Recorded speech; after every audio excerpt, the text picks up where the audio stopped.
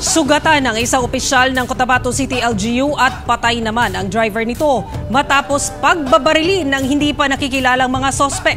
Cotabato City LGU may rewards sa makapagbibigay na impormasyon sa nasa likod ng naturang krimen. Narito ang report ni Abby Caballero ng GMA Regional TV 1 Mindanao. Naisugod sa ospital ang General Services Officer ng Cotabato City LGU na si Pedro Tato Jr. Habang patay naman ang driver nito na si Dandy Anonat, bunsod ng mga tinamong sugat matapos ang pananambang sa lungsod. May tama siya sa kaliwa, tapos may daplis sa tagilidan bandang kanan, please okay pa naman siya. Sa investigasyon ng kapulisan, pasado alas 10 Martes ng umaga, papunta na sana sa kanyang opisina si Tato kasama ang kanyang driver sakay ng government vehicle.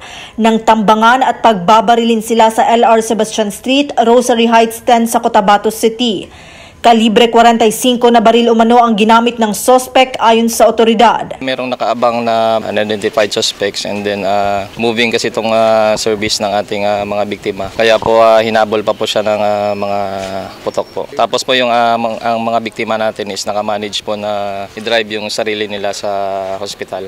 Considering nga po yung incident na to is malapit lang po sa CRMC. Agad namang pumunta sa pinangyarihan ng insidente ang Cotabato City Public Safety Officer. Hingin namin ang cooperation ng bawat mamamayan ng Cotabato City, taga Cotabato ka man o hindi, please lang kung mayroon kayong alam kaninong gumawa nito is magbabigay lang kayo sa amin ng information.